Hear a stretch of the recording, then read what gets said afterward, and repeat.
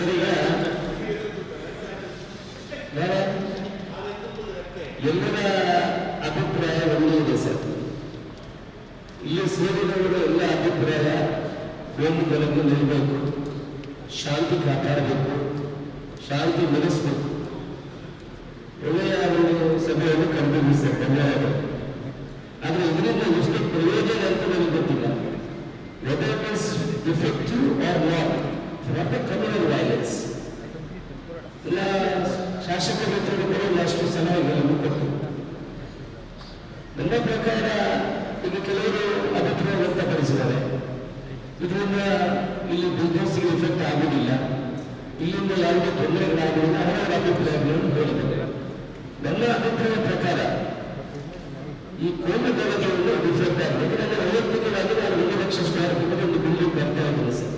ಒಂದು 800 ವರ್ಷಕ್ಕೆ ಒಂದು ಫಾರಿನ್ ಕಂಪನಿಯವರು 5 ಇನ್ವೆಸ್ಟರ್ ಅದಕ್ಕೆ ಸೈನ್ ಮಾಡಿದ್ರು ಸರ್. 1 ವರ್ಷದ ಹಿಂದೆ ನಾನು ಕಟ್ಟಲಿಕ್ಕೆ ಶುರುವಾದಾಗ ಸೈನ್ ಮಾಡಿದೆ.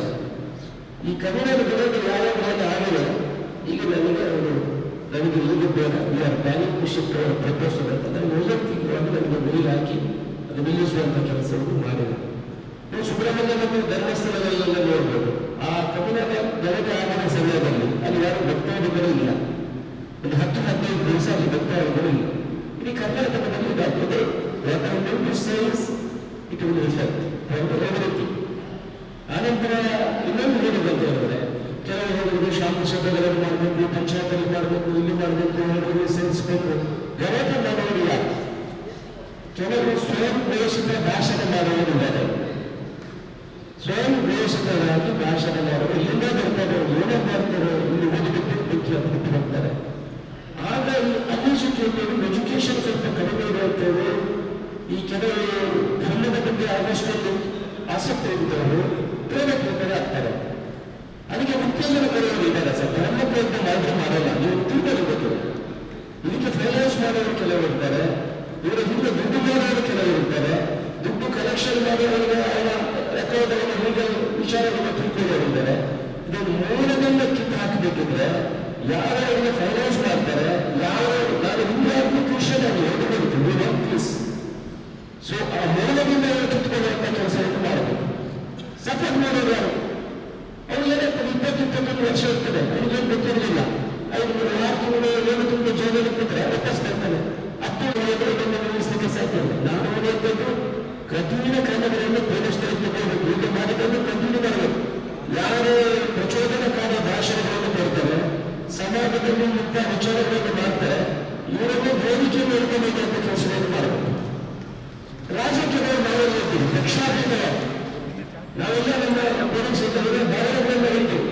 ಮಂಗಳೂರು ಅಭಿವೃದ್ಧಿ ಆಗಬೇಕು, ನಮ್ಮ ಮುಂದಿನ ಪೀಳಿಗೆಗೆ ನಮ್ಮನ್ನು ಜನರಾಗಿ ಆಯ್ಕೆ ಮಾಡ್ತಾರೆ, ಇವು ಬಡವರ ಆಯ್ಕೆ ಮಾಡ್ತಾರೆ. ಈ ಭಾಗಕ್ಕೆ ಅಭಿವೃದ್ಧಿ ಆಗಬೇಕಂತ ಕನಸಿಟ್ಕೊಂಡು ಮಾಡ್ತಾರೆ. ಅದಕ್ಕೆ ನಾವೆಲ್ಲ ಒಂದಾಗಬೇಕು. ಇಂಥ ವಿಚಾರಗಳು ಬಂದಾಗ ಪಕ್ಷ ನಾವು ಅವ್ರು ತಗೊಳ್ತೀವಿ, ನಾವು ತಗೊಳ್ತೀವಿ. ಇದನ್ನು ನಾವು ಅರ್ಥ ಮಾಡ್ಕೊಂಡು ಹೋದ್ರೆ ಮತ್ತೆ ಈ ಸಂಘಟನೆಗಳು, ಬೇರೆ ಬೇರೆ ಸಂಘಟನೆಗಳು ಪ್ರಚೋದನಕಾರಿ ಭಾಷಣಗಳನ್ನು ನಡೆಸಬೇಕು. ಪ್ರೇರೇಪಿಸಲಿಕ್ಕೆ ಕಟ್ಟುನಿಟ್ಟಿನ ಕ್ರಮವನ್ನು ತಗೊಳ್ಬೇಕು. ಅದಕ್ಕೆ ಕಟ್ಟುನಿಟ್ಟಿನ ಕ್ರಮವನ್ನು ತಗೊಳ್ತಾರೆ ಅಂತ ಹೇಳ್ಬಿಟ್ಟು ಅಲ್ಲಿ ಜಾತ್ರೆಯನ್ನು ನಡೆಸಿದ್ರು, ಕೋಲಾರಗಳನ್ನು ನಡೆಸಿದ್ರು, ಆ ಕೆಂಪು ಬಂಗುಗಳನ್ನು ನಡೆಸಿದ್ರು. ಅವರು ಮಾತ್ರ ಏನು ಮಾಡಿದ್ದಾರೆ, ಅವರು ಕಟ್ಟು ಮಾಡಿ ಅಂತ ನಾವು ಹೋಗಿಲ್ಲ. ಸ್ವಲ್ಪ ಒಂದಿನ ಅವರನ್ನು ಕಡಿಮೆ ಕಾಣುವಂಥ ಕೆಲಸವನ್ನು ಮಾಡುವಂಥದ್ದು ತಪ್ಪು.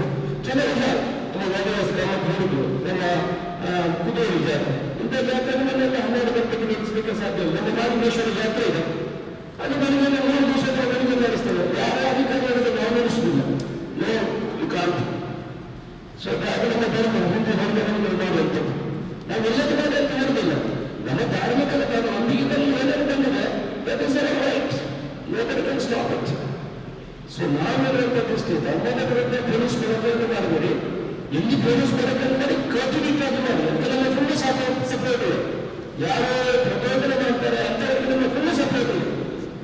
ಆದರೆ ಅಭಿವೃದ್ಧಿ ಬಗ್ಗೆ ನಾವು ಗಮನವನ್ನು ಕೊಡುವಂಥದ್ದಾಗಬೇಕು. ಅದರಿಂದ ಬಹುಶಃ ಇಂಥ ಸಭೆಯನ್ನು ಮಾಡುವ ಮುಖಾಂತರ ಇಲಾಖೆ ಕಟ್ಟುನಿಟ್ಟಾಗಿ ನಿಂತರೆ ಇದನ್ನೆಲ್ಲ ಮಧ್ಯೆ ಹಾಕುವಂಥ ಕೆಲಸವನ್ನು ಮಾಡಬಹುದು ಅಂತ ನನ್ನ ಅಭಿಪ್ರಾಯ.